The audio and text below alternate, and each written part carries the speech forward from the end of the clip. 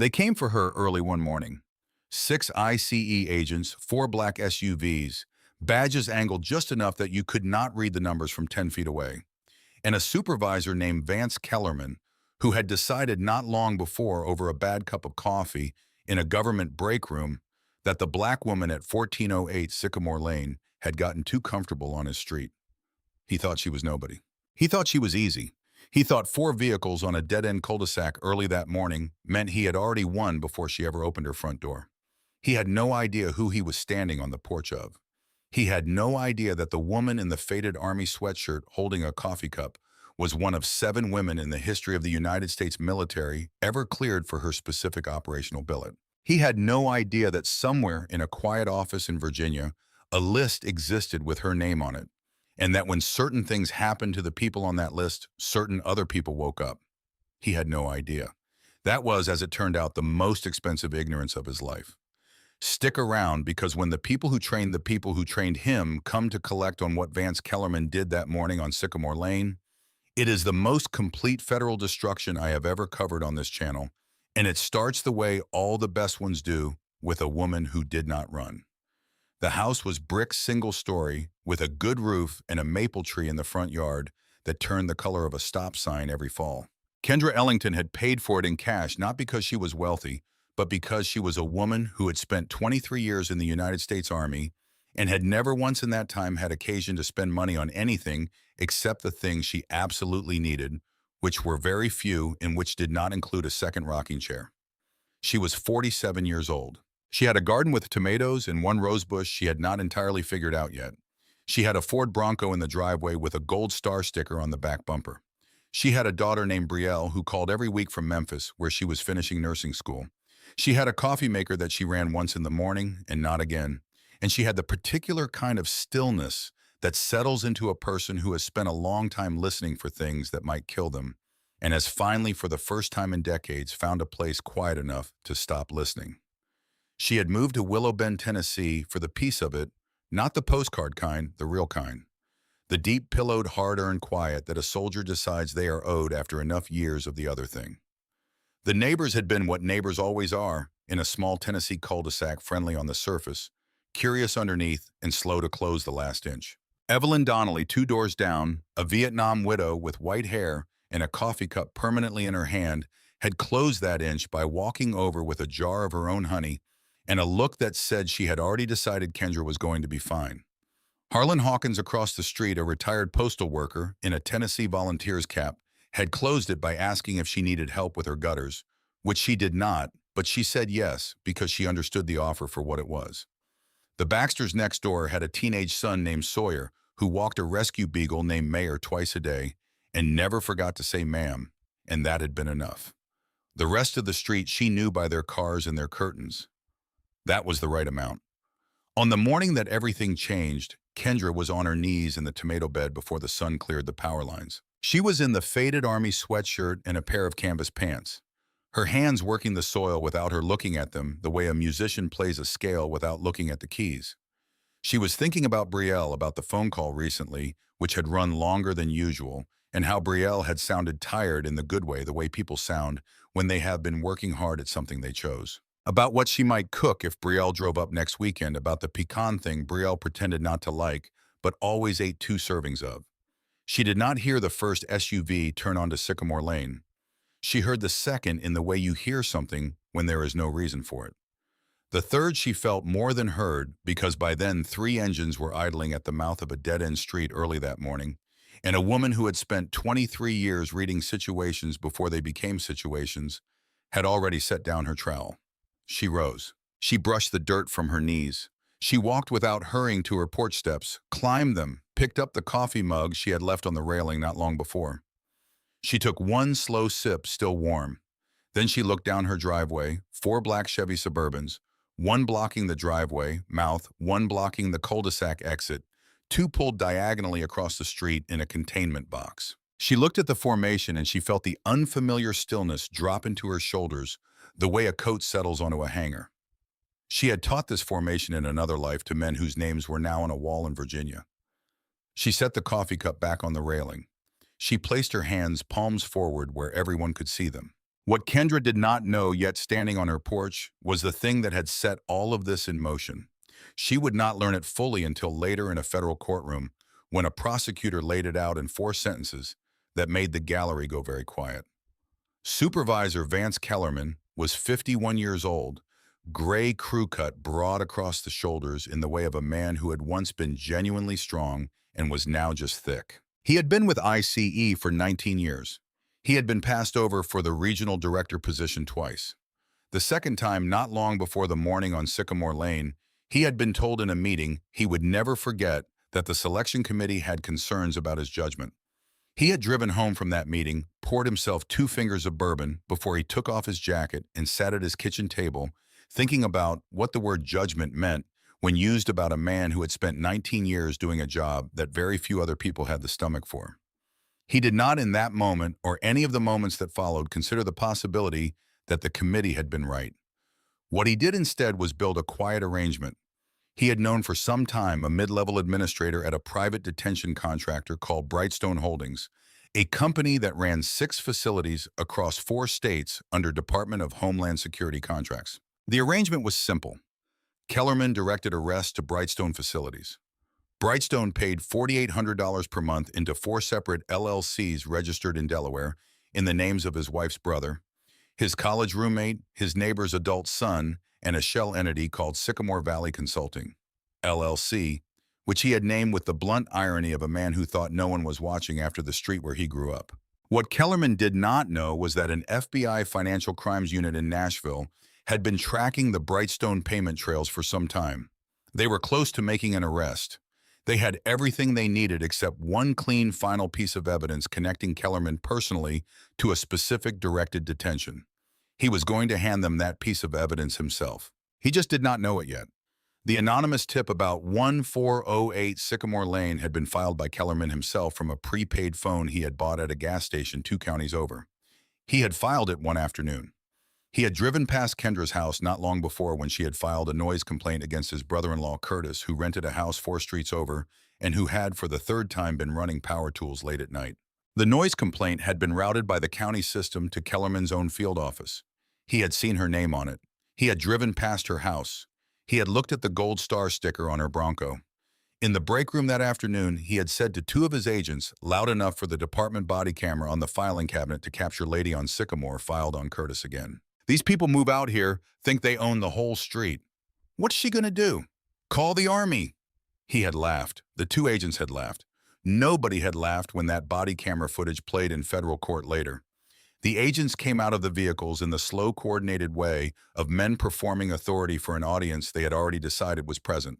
They wore dark tactical vests over blue ice windbreakers. Their badges hung on chains around their necks, every single one angled to make the number unreadable from conversational distance. That detail before anyone said a word told Kendra everything she needed to know about the legitimacy of what was happening. The man in the lead was Kellerman. He walked like a man who had practiced walking like a man. Each step landed with deliberate weight, the kind of stride that wants to be heard on hard floors. His vest rode high on a stomach that had grown past the last adjustment on his belt, and the sweat on his upper lip was already there, despite the mild morning, which told her he had been rehearsing this on the drive over. Across the street, Sawyer Baxter came out his front door in basketball shorts and a t-shirt with the beagle on the leash. He saw the 4 SUVs. His face did the thing a teenager's face does when the adult world suddenly makes a kind of terrible sense it never made before. He sent the beagle back inside with a soft word, unclipped the leash, and pulled his phone from his pocket. He raised it at chest height, camera facing forward. He hit record. Kendra saw him do it. Their eyes met across the asphalt for one instant. She did not nod. She did not smile. She let her eyes hold his for one slow beat, which in any language that matters was close enough to keep going. Kellerman climbed her porch steps. He stopped at the top, which put him at her height, and he let the silence do one beat of work before he spoke. "Ma'am, we're going to need to see some documentation from you. Step down off the porch." "Good morning," Kendra said. "Do you have a warrant?" A half-second pause. "We have probable cause." "That's not what I asked you. Do you have a warrant?" "We have an anonymous tip that gives us—" "An anonymous tip is not a warrant." "May I see your badge number, please?" The younger agent on Kellerman's left, a man in his late 20s with a thin goatee, made a sound that was meant to be a laugh. "Oh, we got a lawyer, every single time." Kendra did not look at him. She kept her eyes on Kellerman. She had learned a long time ago that when you are outnumbered, you find the source and you hold it. Kellerman took one step closer.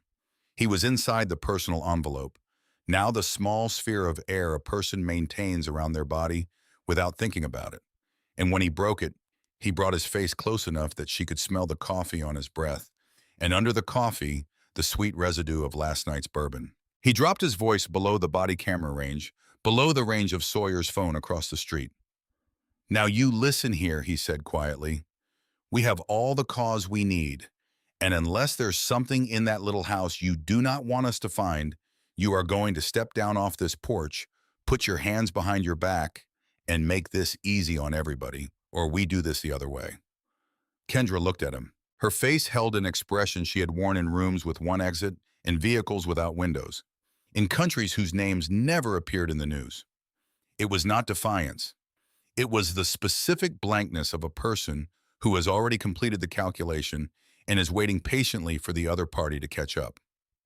"Supervisor Kellerman," she said, reading his name tape, "I am going to say this once. You do not have a warrant. You do not have probable cause. You have a fabricated tip in a formation you borrowed from a training manual. Turn around. Get in your vehicles. Drive away. I will not pick up a phone today. That is the last easy offer this morning is going to contain." He stared at her. "Turn around," he said. "Hands behind your back." She turned around. She put her hands behind her back. She did it without a wasted motion because she was not going to give him the clip he was already framing. The cuffs went on 3 clicks past where they needed to be. She felt the metal cut skin. She did not make a sound. And down the length of Sycamore Lane, on every porch, behind every curtain, the morning was over. "Stop resisting." Kellerman's voice cracked across the morning loud enough to carry 3 houses in either direction. Kendra had not moved. She was standing with her hands cuffed behind her back, her spine straight, her weight balanced. The only resistance she was offering was the refusal to perform terror on command, and that she understood was the very thing making him loud. "I'm not resisting," she said, and she pitched her voice to carry to the nearest porch because she knew the difference between what was happening and what was being announced as happening, and she wanted both on record. "She's pulling away," Kellerman announced to nobody and everybody. "Non-compliant. Assist." 2 agents moved in on either side, hands locking onto her upper arms with the grip designed to remind a person that their body is not their own. The goatee dug his thumb into the hollow above her elbow, the nerve cluster, and pressed. The pain went up her arm in a white sheet. Her breathing did not change. Curtains opened. Front doors unlocked. Evelyn Donnelly came down her sidewalk in her pink housecoat with a coffee cup in one hand and her phone in the other. She stopped 10 feet from Kellerman and pointed at him with the hand that had the coffee. "You, name and badge number, right now." "Ma'am, step back." "I will not step back. Name and badge number." "Ma'am, I will place you under arrest for Go right ahead." Evelyn's voice was flat and certain, in the way of a woman who had buried a husband at Arlington and raised 3 children alone, and was well past being scared of men in vests. "I've got nowhere to be." Harlan Hawkins was on his lawn with his phone to his ear, talking in the low, fast voice of someone on hold with 911. Harlan did not hang up. He asked to speak to a supervisor. Across the street, one of the agents broke formation and crossed towards Sawyer at a half jog. Sawyer did not back up. He kept filming, and he said out loud for the audio, "He is coming toward me. I am on my property. I am not doing anything wrong." The agent reached him without slowing and hit the phone out of his hands with a backhand slap that sent it skidding across the concrete walk. Before Sawyer could move, the agent's boot came down and twisted. The glass crunched. The case split. The SD card Sawyer's father had taught him to always keep hot swap ready popped loose and skittered into the grass where it was not seen by the agent, who turned and walked back across the street. Sawyer did not look at the grass. He did not look at the SD card. He looked at the agent's back with the steady, patient expression of a teenager who understood that he was now the only witness on this street who still had evidence. He waited until the agent turned away completely. Then he crouched down, pretending to check his broken phone. His left hand moved through the grass in four small sweeping arcs until his fingers closed on the small black rectangle. He stood up. He put it in his sock. He did not look at Kendra. He did not need to. Back on the porch steps, Kellerman was watching his operation come apart at the edges in the way operations do when they are built on performance rather than authority, and he did what men in that position always do. He made it worse. Tase her. The words fell on a street that had gone very quiet. Even the agents paused. The goatee looked at Kellerman, then at Kendra standing cuffed and completely still, then back at Kellerman. Sir, she's compliant. She demonstrated hostile intent, combat capabilities. Deploy the taser. Officer safety. The thick-necked agent on her left, the one who had destroyed Sawyer's phone and who had been waiting since he got out of the vehicle for someone to give him permission to do something, did not hesitate. He stepped back, drew, and fired. The barb struck her chest. The voltage closed on her body like a fist. Every muscle locked simultaneously. She could not stop her knees from buckling. She could not stop herself from going down. Her head caught the edge of the second porch step. On the way, a white flash, and then a low ringing, and then the damp coolness of the grass against her cheek, and the taser smell of burned fabric, and the grass smell of morning dew. Both very sharp and very separate, the way senses go when a body is in shock. She did not make a sound. Evelyn Donnelly made one. It started as a gasp and became a single syllable that was not a word. Sawyer Baxter across the street, his mother's borrowed phone already recording, said something that the microphone caught clearly and that would later be played in a federal courtroom to complete and utter silence. And Kellerman, standing over her where she lay on her side in the grass, looked at the Ford Bronco in the driveway behind her. He looked at the bumper. He looked at the gold star sticker on the blue field. He looked at it for a long moment. Then he said it. Yeah, whoever that was for. His voice carried across the whole street, easy and contemptuous, the voice of a man spending something that is not his. They did not die for you. The morning froze. Not metaphorically.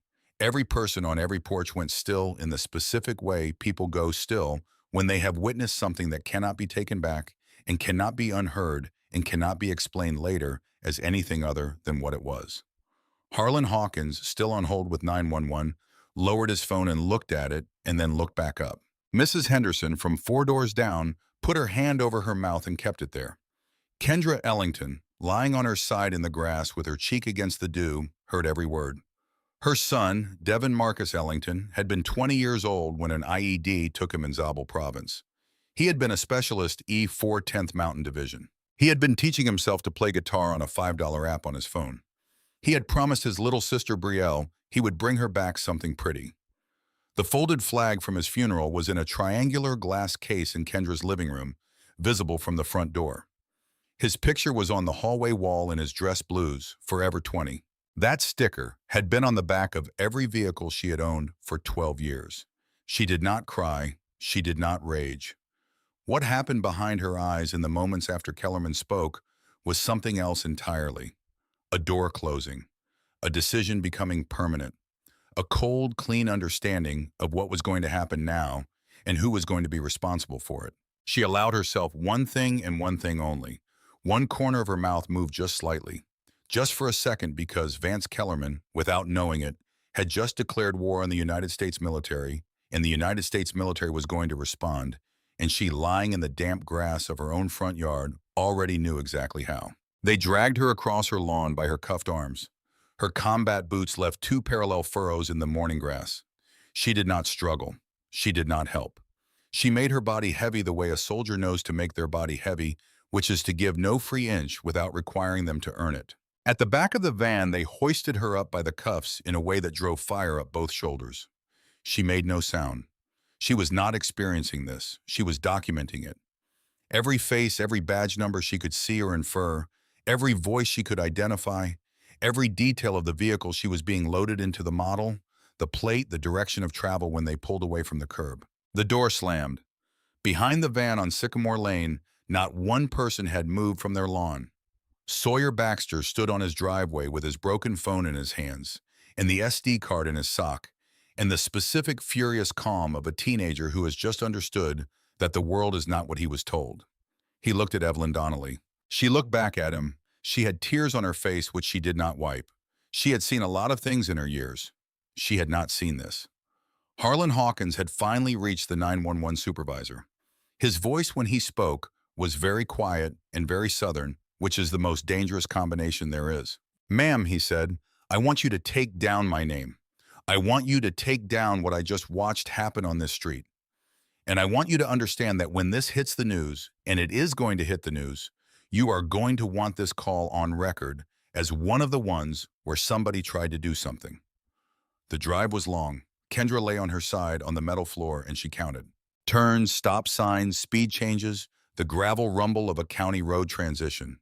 She built a map behind her closed eyes with the patient precision of a woman who had built many maps in many vehicles in many countries and had always eventually found her way back out. The facility was called Brightstone Holdings Facility 4. She knew the name. A friend at the Pentagon had forwarded her a contract summary some time ago with a note that said, "You want to see what your tax money is paying for." It was a private detention center some distance outside Willow Bend in Hardin County, chosen, she understood immediately, for its distance from anyone likely to ask questions. They processed her in the corridor, the color of old mint under fluorescent lights that buzzed at a frequency you felt in your jaw. At the intake desk, a woman in a Brightstone polo shirt typed without looking up. Name? Ellington. Kendra. Middle initial? J. The woman typed. Kendra watched the screen upside down. E-L-L-I-S. "That's not my name. System shows Ellis." "The system is wrong. My name is Ellington Kendra, Lieutenant Colonel, United States Army and Active Reserve. My military identification is in the property bag." The woman typed something else and did not look up. Her Army ID was accidentally dropped on the intake desk floor, the corner chipping on the concrete. Her dog tags were cataloged as miscellaneous metal items, weighed on a small postal scale, bagged and placed in a drawer. Her phone call was denied because the phones were, she was told, down for maintenance. She asked when they would be back up. "Maybe tomorrow," the woman said. She watched her own identity dissolve in front of her. Name gone. Rank gone. Service record gone.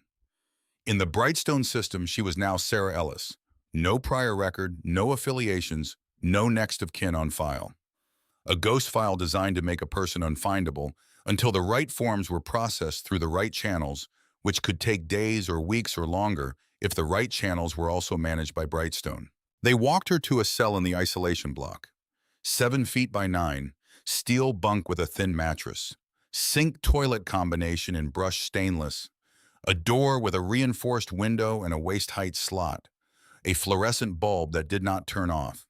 She stood in the center of the cell after the door closed and she listened for 7 full minutes without moving. The bulb, the ventilation, distant footsteps, their cadence, their direction, a door 22 paces away, roughly right, a cart with a bad wheel, a washing machine below. Then she walked the perimeter, touching each wall once with the back of her hand, not looking for a weakness, maintaining the habit. The habit was one of the things they could not take. Then she sat on the bunk back to the wall and she began building a list. Badge numbers she had seen or inferred. Faces, voices. The goatee's speech click on the letter K. The Celtic knot tattoo on the thick-necked agent's right wrist. Kellerman's coffee and bourbon breath. The name tape. The specific angle of the deliberately obscured badge. The exact time on the intake clock when they logged her dog tags. She was not afraid. She had been in worse cells in worse countries for worse reasons. She was patient. Patience was, in fact, the whole strategy. What she was alone in the dark with the bulb buzzing overhead was angry. Not the hot kind. The cold kind. The kind that does not need to be fed because it feeds itself. Not long after they locked her in the slot at waist height scraped open. Kellerman's face appeared in it. He had changed into a fresh uniform. His hair was still faintly damp. He was smiling the smile of a man who has been looking forward to this part. "Paperwork," he said. "You know what I love about paperwork? When it's done right, a person just kind of goes away. Poof." He paused to let the word land. "Nobody knows where you are. Nobody's going to find you because there's no Ellington in this system. There's a Sarah Ellis, and Sarah Ellis is very, very hard to track down." He paused again. So I want you to think in here about what you want to tell me about the kind of trouble you thought you were going to make for a federal officer on your little porch this morning. She looked at him. Her face was empty. I made you one offer this morning, she said quietly. You did not take it. Yeah, and so I'm not going to make it again.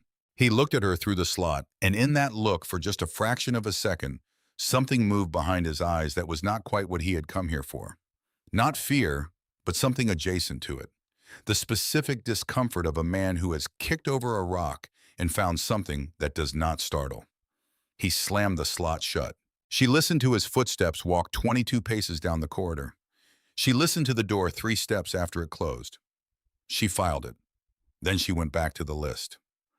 In Memphis, Brielle Ellington was on a pediatric ward floor when the weekly call she had not realized she had been waiting for did not come. She did not notice until later when she was back in her apartment microwaving leftover chili, and she scrolled her recents and saw that the last call from her mother was some days ago. The regular one. Nothing since. Her mother did not miss calls. In 6 years of weekly calls, every single one made twice by her mother. From an airplane once, through a connection so poor the call dropped 4 times, but made always. Her mother did not lose phones. Her mother did not forget. She called. 4 rings, voicemail, called again, same, texted, delivered, not read. She waited an hour. She told herself there was an explanation. She called again. Nothing. She packed an overnight bag. She did not know why exactly, except that a small animal in the bottom of her chest had started to pace, and she had learned from her mother to trust that animal. By evening, she was on I-40 heading east, a thermos of coffee in the cup holder, driving the way her mother had taught her, exceeding the speed limit, both hands on the wheel. No radio. She pulled onto Sycamore Lane late at night. The Bronco was in the driveway. The house was dark. The front door was closed and locked. Everything looked undisturbed until her headlights swept across the front walk and caught the 2 parallel furrows in the lawn. She got out. She crouched down on the walk. She touched one of the dark patches on the concrete with her fingertip. She stood up. She told herself for a few seconds that it might be oil. She climbed the porch steps. On the railing, her mother's coffee mug overturned. On the porch boards beside it, a thin brown smear. She sat down on the top step and she put her hands in her lap and she breathed. She was going to be a nurse. She had learned to slow down when everything in her body wanted to speed up. She breathed in. She breathed out. She looked at the street. A porch light came on across the road. Sawyer Baxter came out of his house in sweats, barefoot, moving with the particular purpose of a person who has been sitting up waiting. He crossed the asphalt without seeing anything. He looked at her face. "I'm her daughter," Brielle said. "I know," he said. "Come inside. I've got something for you." In the Baxter kitchen under the range hood light, with Denise Baxter making coffee with hands that shook slightly, Sawyer pulled a small black SD card out of his sock. He put it on the table between them. "They came yesterday morning," he said. 6 of them, 4 trucks. I filmed everything before they knocked my phone out of my hand, but I got the card out before they saw it. I've had it on me since then. I did not know who to give it to." Brielle picked it up. It was still warm from his sock. "Everything," she said. He looked at her and his eyes were red in the way of someone who has been cycling between rage and grief all day. He said something Sawyer said when she was on the ground about the sticker on the truck. "I have it on the video." Brielle closed her fingers around the card. She looked at the table for a moment. Then she looked up. "I need to make a call," she said. "Do you know where her truck keys are?" The brown plastic envelope was taped to the underside of the driver's seat frame, with 2 strips of black duct tape exactly where a friend had told her it would be. Brielle had been told to call a friend by a contact in Colleen who had been her mother's best friend since basic training. A woman who had picked up on the second ring and whose voice had gone from groggy to hard and alert inside of seconds when Brielle said the words, "They took my mom." The friend had told her where the envelope was. She had told her what was in it. She had told her what to do with it. She had said at the end in a voice that Brielle would think about for a long time, "Your mama's going to be okay. The people on the other end of that number are going to make sure of it." Brielle sat on the concrete of her mother's driveway with her back against the front tire of the Bronco. She opened the envelope. Inside was a laminated card the size of a business card with a 10-digit phone number on one side. No name, no agency, an area code she did not recognize. On the other side, in her mother's careful print in black Sharpie, "Baby, if you are reading this, things you have never known about me are about to become very real, very fast. Call this number. This. Do not be afraid. I love you." Brielle sat on the driveway and read the card twice. She thought about every time her mother had said she was away on training.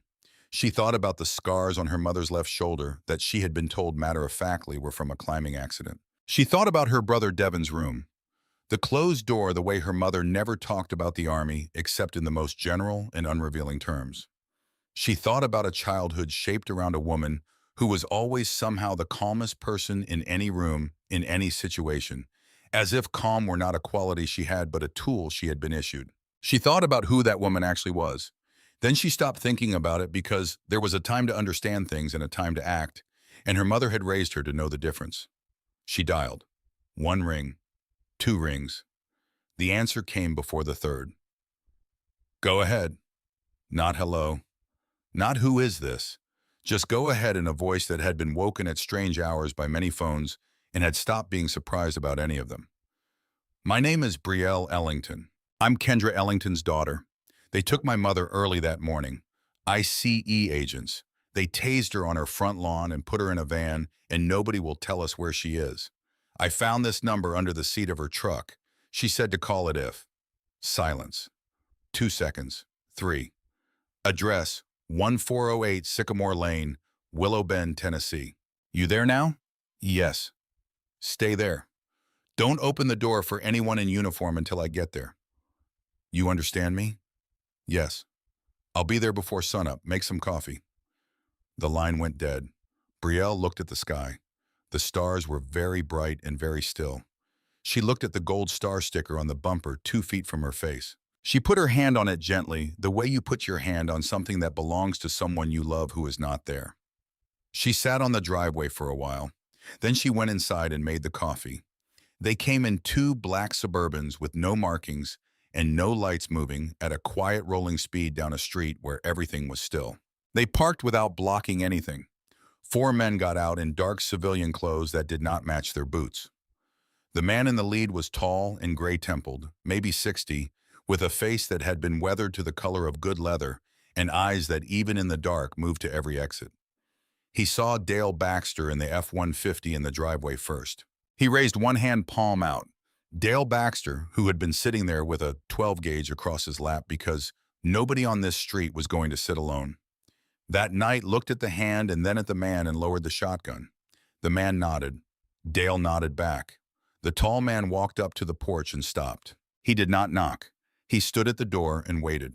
And Brielle, who had been watching from the window since she heard the engines, opened it. "Ma'am Hissam," he said. "My name is Reed Harkness. I served with your mother. May I come in?" He sat at the kitchen table. He drank the terrible old coffee without commenting on it. He listened to Brielle tell him everything, all of it. The weekly call, the drive, the furrows in the grass, the SD card in Sawyer's sock, the line about the bumper sticker. When she got to the line about the bumper sticker, Harkness sat very still and his jaw moved once, and then he was still again. She gave him the SD card. Without looking away from her, he held it out to his left, and one of the 3 men who had come in quietly behind him took it and walked back out to the Suburban with a laptop already open on his knee. "Miss Ellington," Harkness said, "I need to tell you some things about your mother that she did not tell you. Some of it I am not at liberty to detail, but here is what you need to understand." He folded his hands on the table. "Your mother retired as a lieutenant colonel. She did not retire from a conventional unit. She spent the last 11 years of her career attached to a support cell of a unit that most Americans have only heard of by a nickname, Delta Force. Its official designation is different. Your mother was, not to be precise, a door kicker. She was the intelligence architecture behind the doors. She was the person who knew what was behind every door before anyone approached it. She was one of 7 women in the history of that unit ever cleared for her specific billet. She is on inactive reserve status with full recall authority, which means her name is on a particular list in a particular office in Virginia. And when certain things happen to the people on that list, certain people wake up." Brielle looked at him. "So this is not just a civil rights case?" No, ma'am. An unlawful detention of your mother is a federal national security incident. And there is one more thing I need to tell you, which I want you to keep in this room for now. The supervisor who came to this house that morning, Kellerman, had already been under federal investigation for some time before he ever filed that tip. The FBI's Financial Crimes Unit in Nashville had been tracking a kickback arrangement between him and the private detention contractor they moved your mother to. They were close to closing the case. When Kellerman drove 4 vehicles onto this street that morning, he did not just make a mistake. He handed the FBI the final piece of evidence they needed and gifted them a national security violation on top of it. He doomed himself. He did it himself without any help. He just does not know it yet. The kitchen was quiet. He was already done, Brielle said. Already done, Harkness confirmed. He just did not know it yet. Where is she? Brightstone Holdings Facility 4, Hardin County. We already know exactly where she is because her detention triggered an alert at Fort Meade when the Brightstone intake system processed a detainee whose fingerprints flagged a classified record. They tried to hide her. The system they used to hide her is the system that found her. He paused. Your mother will be out of that building today. But I need to ask you something first. He looked at her. How do you want this handled? Quietly or loudly? She looked at him for a long moment. She looked at the coffee mug her mother had left on the counter before she went outside that morning. She looked at the closed door of the hallway where Devin's picture was on the wall. What does loudly mean, she said. He told her. Full federal prosecution, public trial, every victim Kellerman had ever touched. The private contractor dismantled. Kellerman in federal prison for as long as a judge felt like. Kendra on the stand in uniform in a federal courtroom in front of cameras. Loudly, Brielle said. She did not need a second. Harkness nodded once the way a man nods when he has already confirmed the answer in his own mind and is just completing the formality. All right, he said. He stood. He put his terrible coffee mug in the sink with the careful precision of a man raised to put things where they belong. The cavalry is not us, Miss Ellington. We are the escort. The cavalry is already assembling. The calls Reed Harkness made from Kendra's porch traveled through the pre-dawn dark in a pattern that, if drawn, would have looked like lightning finding the fastest path through a storm. The first call went to Major General Lena Ruiz at Fort Bragg, a 2-star who had been a captain on a rooftop in Mosul, and who would not be alive to hold her current rank if not for the intelligence work of a woman named Kendra Ellington. General Ruiz picked up on the first ring. She listened. She said, I'll make the call. She made it before she was out of her bedroom. That call went to a 3-star at the Pentagon whose name does not belong in this story.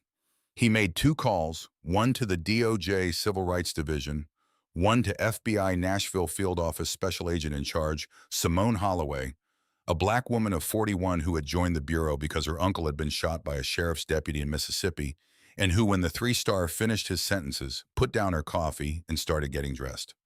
Federal Magistrate Judge Naomi Hargrove in Nashville signed an emergency habeas writ at her kitchen table in her bathrobe over oatmeal without hurrying, because Judge Hargrove had learned a long time ago that the enemy of an order that holds is the rush to produce it.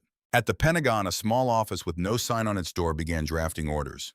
At a Kentucky airfield, a helicopter that was not supposed to exist began a pre-flight check. Men who were not supposed to exist began putting on kit. At the Brightstone Holdings National Office in Dallas, a CEO named Preston Gage received a phone call from a senior Department of Homeland Security official. The official asked him very politely whether he could tell her the current location and status of a detainee processed under the name Sarah Ellis, whose fingerprints had triggered a classified flag at Fort Meade. Gage had said that he had no record of such a detainee. The official had given him time to find one. Gage had called the facility for warden in a voice his assistant later described as the voice of a man who had just understood the dimensions of the problem he was in. The warden found Kendra in the isolation block within minutes. Gage called the official back. The official thanked him and told him that federal agents would be at his facility soon and that he should make sure every door was unlocked when they arrived. Gage, to his credit, did not argue.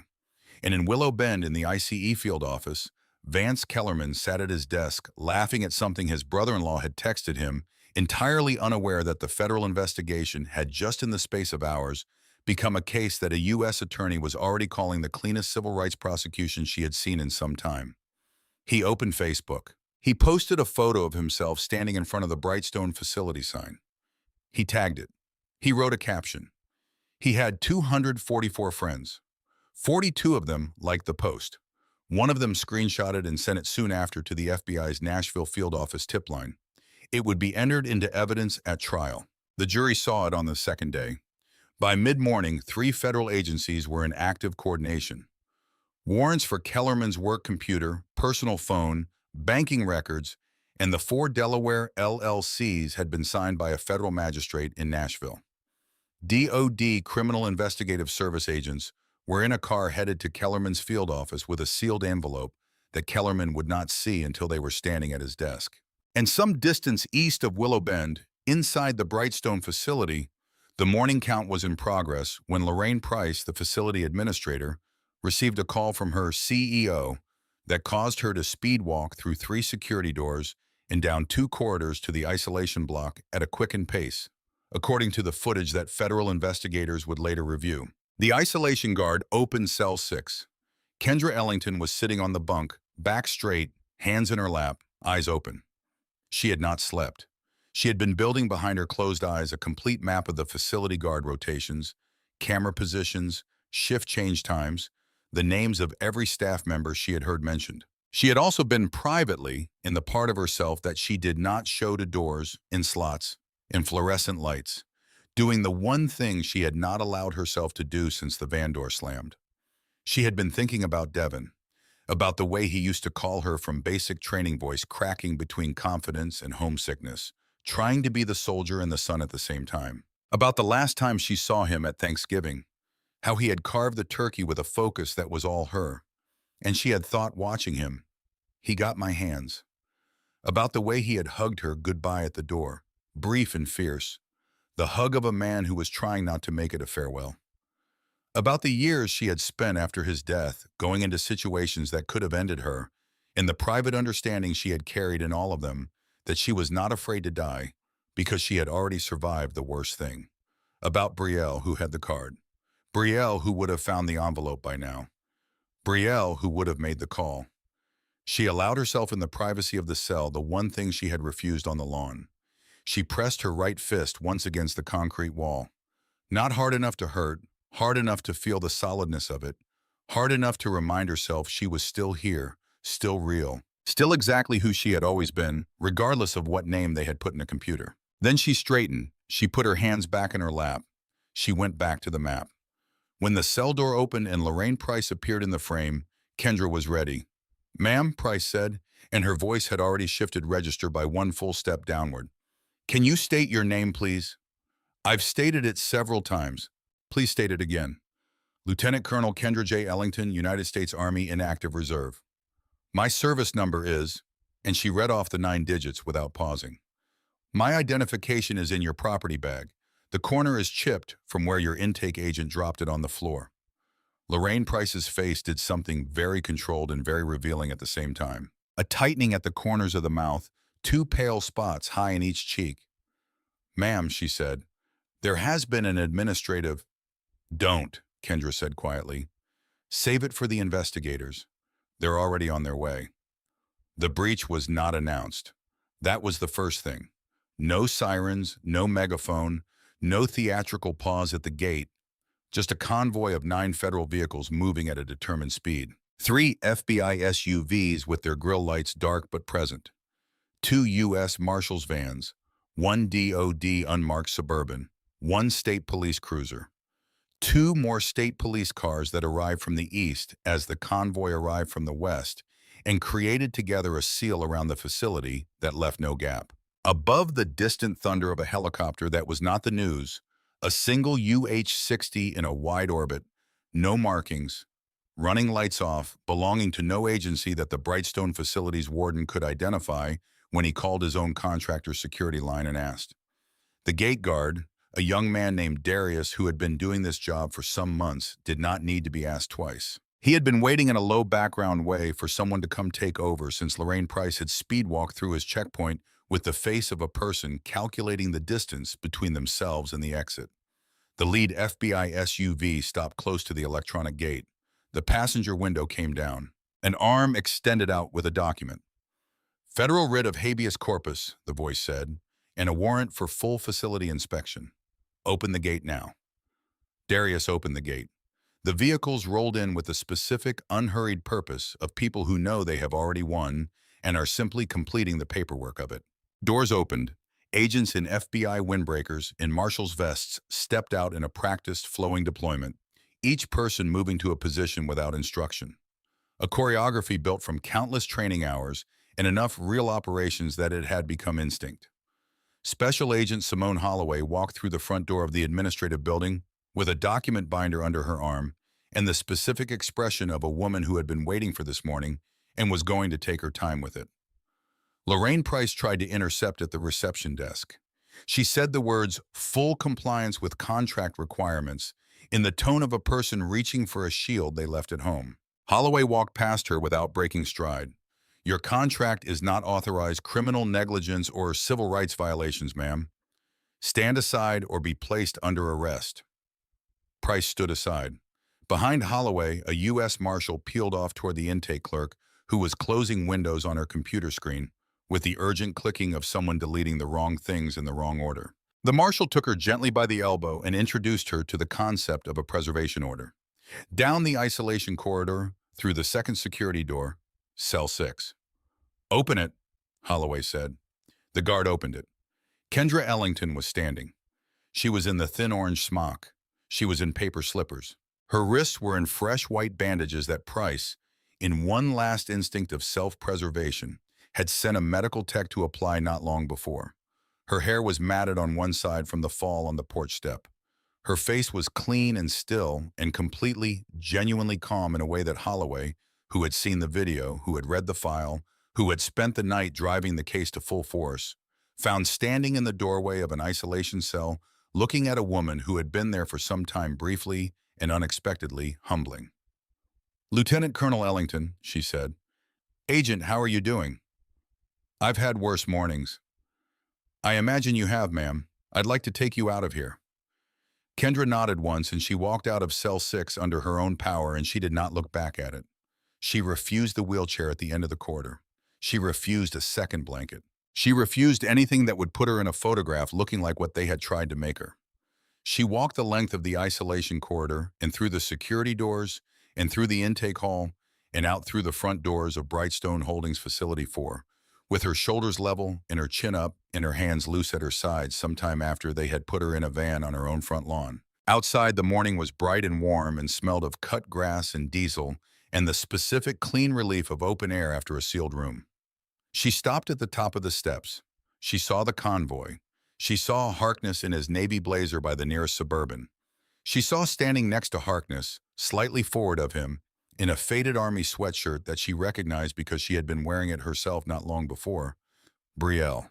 The composure that had held through a taser in a fall in a concrete cell and a fluorescent bulb that did not turn off, and a man's face at her door slot telling her she was nobody cracked by 1 degree. One slow tear, the right eye tracking down the side of her nose. She tasted it. She did not wipe it. She walked down the steps. Brielle met her in the middle of the parking lot, walking at the same pace, and they met between 2 federal vehicles, and Kendra reached up and put both hands on her daughter's face, and she said very quietly, "Hey, Peanut." "Hey, Mama." "You called the number." "I called the number." "Good girl." She pulled her daughter in. She held her for some time. She counted them. She had always counted things. Then she let go. She straightened. She put her hand on Brielle's shoulder once the way you press something you need to know is still there. She turned to Harkness. "Colonel, ma'am, where is Kellerman?" Harkness looked at his watch. "Agent Holloway's people should be walking into his building right about now, ma'am." "I want to be there." "I know, there are clothes in the trunk." "A beat. Colonel, I want my uniform." He looked at her for a long moment. Something moved in his face that a person who did not know him would have missed. "It's in the trunk, ma'am," he said. "Been there since early this morning." Vance Kellerman was in the break room of his own field office, leaning back in a plastic chair, laughing at a video his brother-in-law had sent him when 6 people walked through the door. He did not look up immediately. He was at the punchline. He laughed. Then he looked up. Two FBI special agents, two DOD CID investigators, two U.S. Marshals, all six in badges, all six displayed straight, all six numbers fully readable. They stood in a formation that was nothing like the formation he had used on Sycamore Lane, which had been built for performance. This one was built for function. Supervisor Vance Kellerman, the lead agent said. He was a tall man, mid-40s, with a voice that had the specific, unhurried cadence of a person who has all the time they need. Please place your phone on the desk, stand up, and put your hands behind your back. What is this? Kellerman's chair came forward. This is an arrest, sir. On what? Please stand up. I was conducting a legitimate federal. Sir? The lead agent reached into his jacket, removed a folded document. He did not unfold it. He read from memory. Deprivation of rights under color of law. Title 18, Section 242. Conspiracy against rights. Section 241. Kidnapping, Section 1201. Assault on a federal officer. Section 111. Wire fraud, Section 1343. Honest services fraud, Section 1346. Bribery of a public official, Section 201. False statements, Section 1001. Falsification of records, Section 1519. Conspiracy, Section 371. He paused. That's 10 counts. Your attorney will have the full indictment. Kellerman's face went through red, then gray, then something smaller than either. I want a lawyer, he said. You will have one. Please stand up. He stood. They took his phone. They took his service weapon. They took from his chest the badge he had worn for 19 years, the one he had used as a license to do whatever he felt necessary to maintain the fear he called respect. They laid it on the break room table. It made a small, flat sound when it landed. Then the lead agent did something Kellerman had not expected. He looked at him with an expression that was not contemptuous, not theatrical, not performing anything for any audience, just even and flat and final. There is one more thing I want you to know, the agent said. Our financial crimes unit opened a case on your arrangement with Brightstone Holdings some time ago. We had wire transfers, LLCs, a full paper trail. We were close to your arrest anyway. The tip you filed against the woman on Sycamore Lane, the vehicles you sent, the facility you moved her to, you handed us the last piece of the case on a plate. You also handed us a national security violation that turned a financial fraud case into a civil rights prosecution that is now being personally overseen by the Assistant Attorney General in Washington. He paused. You were already done, Supervisor. You just did not know it yet. Kellerman stared at him. You were already done, the agent said again quietly. You brought your own destruction to her door. You drove it there in 4 SUVs and you tipped us that it was ready. The cuffs went on, not loose, not dramatically tight. By the book, exactly the way a professional does it, the way a person does it who does not need to use physical restraint as a message. They walked him to the door. His team was in the bullpen. Not one of them looked at him. The goatee was at his desk, eyes on his screen, perfectly still. The thick-necked one was at the coffee machine, his back turned. 2 of them, the agents would learn later, had spent the previous time on the phone with an FBI investigator about their own cooperation agreements. The blue wall, it turned out, was only as high as the number of people still willing to stand on it, and that number had dropped considerably. They walked Kellerman through his own front door, past the plaque with his name on it, into the morning sunlight. A federal marshal's van was at the curb. As they rounded the vehicle toward the rear doors, another car rolled up, a black Suburban. It stopped. The rear door opened. A woman stepped out. She was black. She was in her late 40s. She wore the Class A dress uniform of the United States Army green jacket with gold braid at the cuffs, a chest of ribbons that included a bronze star with valor, a purple heart, a combat infantry badge variant, and a row of deployment patches that ran across and turned a corner. On her collar, the silver oak leaf of a lieutenant colonel. Her wrists beneath the jacket cuffs were wrapped in white gauze. Her hair was combed. Her face in the morning sunlight was completely expressionless. Kellerman looked at her. The color ran out of his face the way water runs out of a glass that has been knocked on its side. You, he said.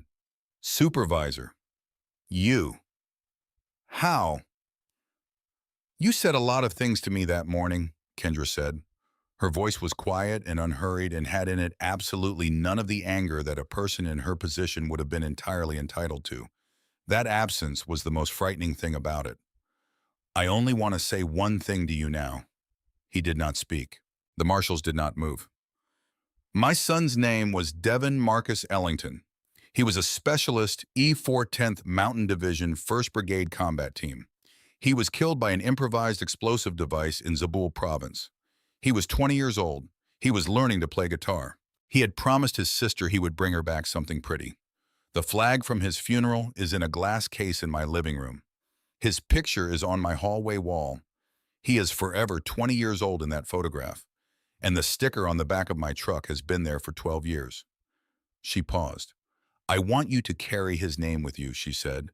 "Devin Marcus Ellington. I want you to say it to yourself every morning for as long as you live. I want you to say it, and I want you to understand that he died for the country that gave you a badge, and the country that gave you that badge is the same one that is now taking everything you own." She looked at him for a long moment. "That's all," she said. She stepped back. She nodded to the marshal on Kellerman's left. The marshal put one hand on the top of Kellerman's head the way they do and guided him into the rear of the van. The door closed. Kellerman did not speak when the door shut. He did not make a sound.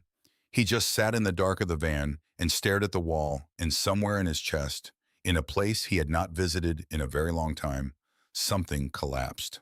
Not with drama, with the specific airless deflation of a man who has finally completely run out of the thing he mistook for strength. The van pulled away from the curb. Kendra Ellington watched it go. She watched it until it turned the corner. Then she turned to find Brielle already standing beside her because Brielle had gotten out of the Suburban without being told to the way daughters of certain mothers learn to move. They drove home. The federal courthouse in Nashville on the morning of the trial of United States versus Kellerman was full in the way that means something. Not the performative crowd of a celebrity case, not the grim filing of a civil proceeding.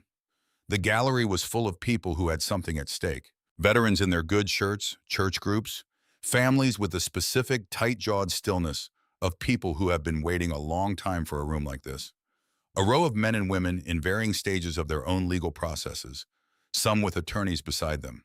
The former Brightstone detainees whose cases had been reopened once the facility's records were seized. In the front row every day, Evelyn Donnelly in her good blue blazer, Harlan Hawkins in his Tennessee cap, Sawyer Baxter, who had driven up from Knoxville and missed a week of classes and had told his journalism professor exactly where he was going and why. And his professor had said without hesitation, "Go."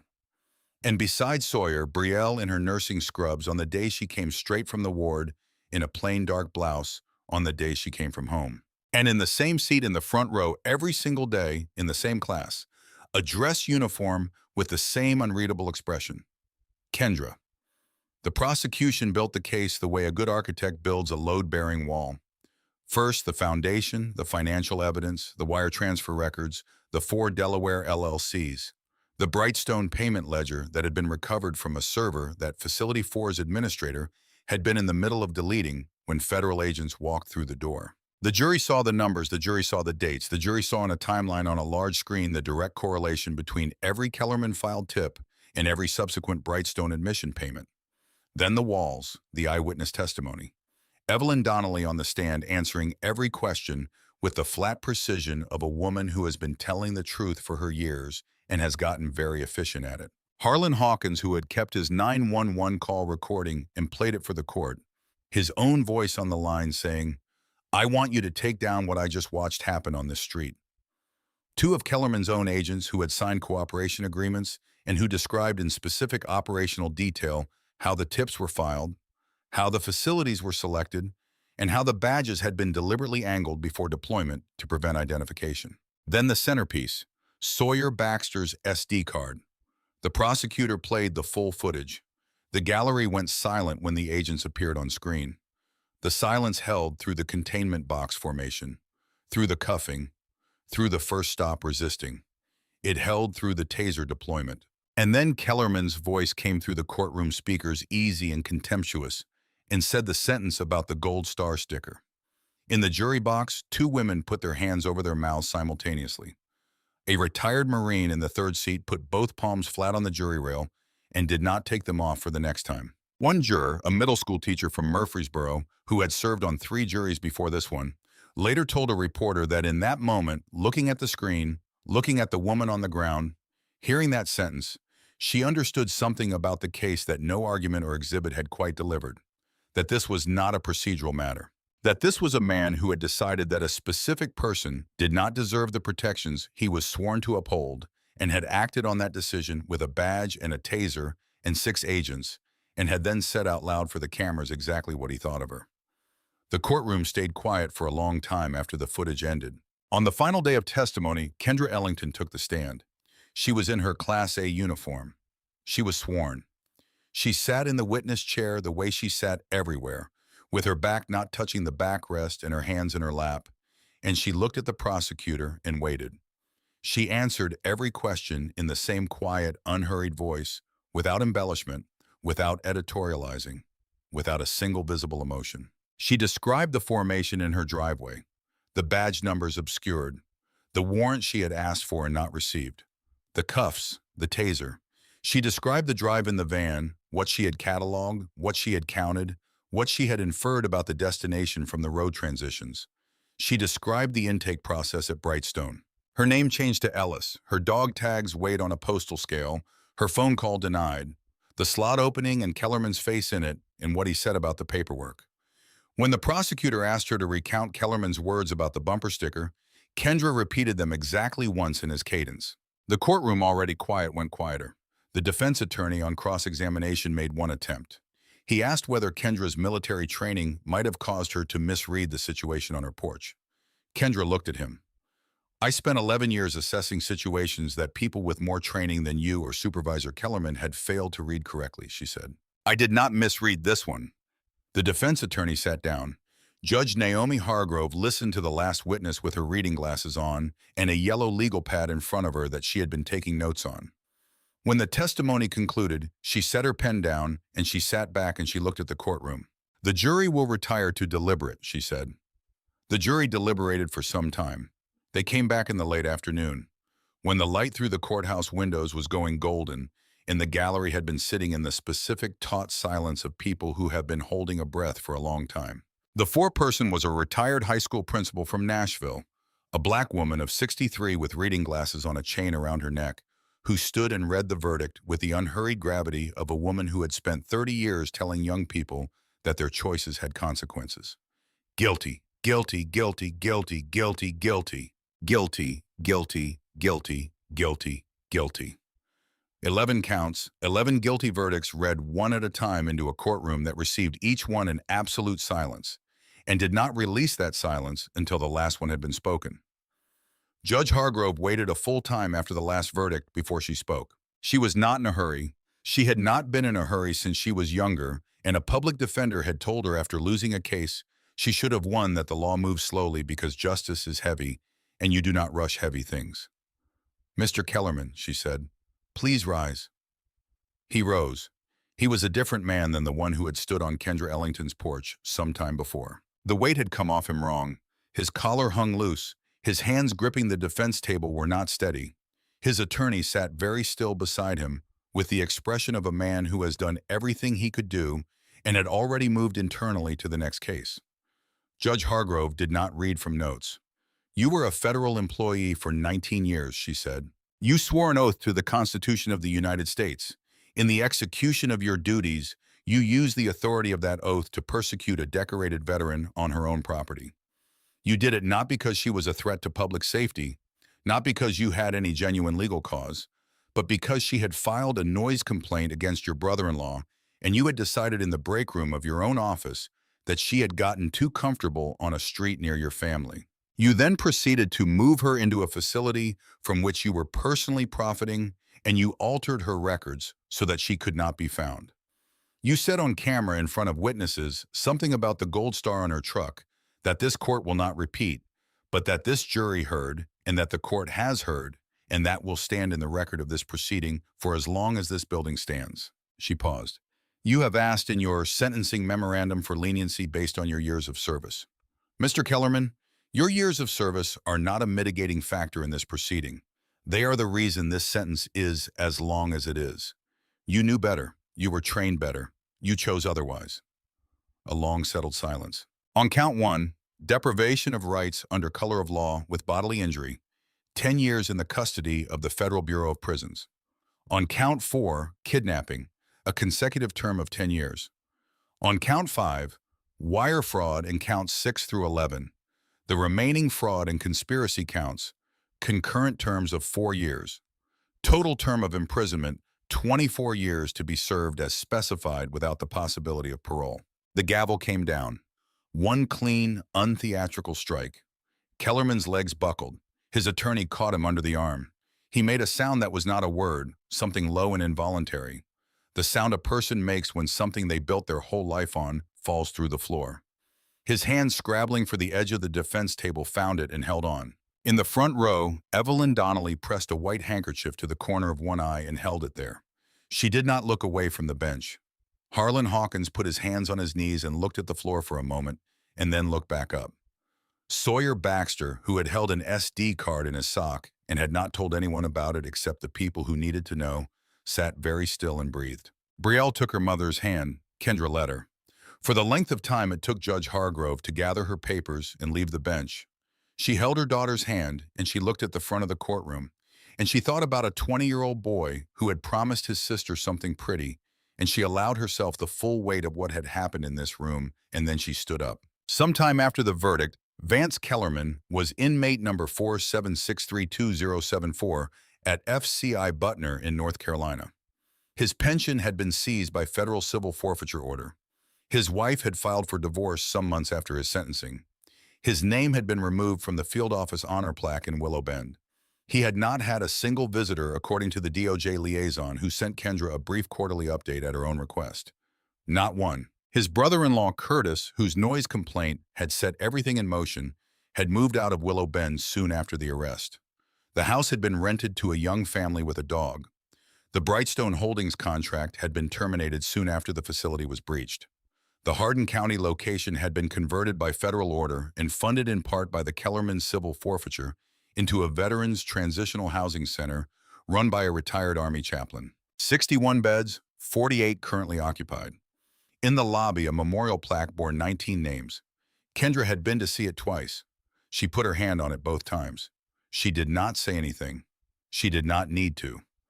Evelyn Donnelly, now older, held the honorary chair of the Willow Bend Civilian Oversight Board with a specific and joyful seriousness that had given her back, by her own account, years she had lost to a bad hip and too much television. She wore her blue blazer to every meeting. She had gotten her nails done for the first one and had not stopped. She had told Kendra over sweet tea on the porch that she considered the whole affair to have been the most interesting thing that had happened to her since some time ago. Sawyer Baxter was in his first year of journalism at the University of Tennessee on a scholarship funded by the Civil Settlement. His first published piece in the student paper was a profile of a retired postal worker named Harlan Hawkins. Harlan had gotten it framed. It hung between the Tennessee Volunteers calendar and the picture of his wife at the Grand Canyon in the garage he spent most of his time in. Brielle had graduated and taken a pediatric nursing position at Willow Bend General. She had moved her things from Memphis to her mother's guest bedroom without making any announcement about it. She had arrived with suitcases and a mattress strapped to the roof of her car, and at the kitchen table, Kendra had said, "All right, Peanut," and neither of them had needed to say anything else, because in some families, the important things have never required much language. On a warm morning with the maple tree in full red bud and the tomato bed needing attention, Kendra was on her knees in the garden when she heard the screen door open. Brielle came down the porch steps in jeans and a plain t-shirt, 2 cups of coffee in her hands. They were the same mugs, the ones from before. "Mama." "They're starting to arrive." Kendra stood, brushed her knees, took the coffee. They came up the sidewalk in the unhurried way of people coming to something that is not a party and not a ceremony, but something in between. Something that does not have a name because it does not need one. Evelyn in her blue blazer. Harlan in his cap with a covered dish that turned out to be peach cobbler. Sawyer with his parents.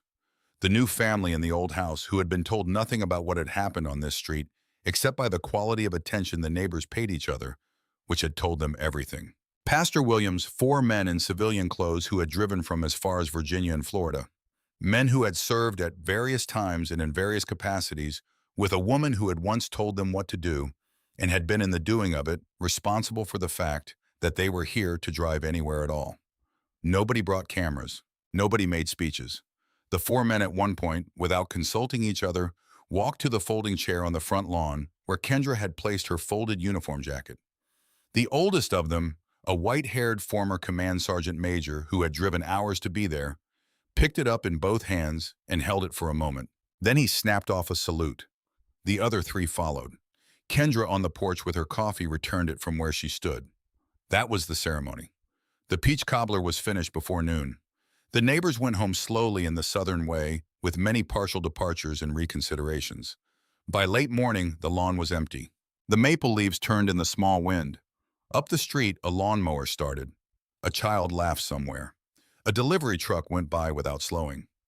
Brielle sat in the other rocking chair. They were quiet for a while. A cardinal landed on the porch railing, considered them, and left. Mama. Are you okay? Kendra looked at the street.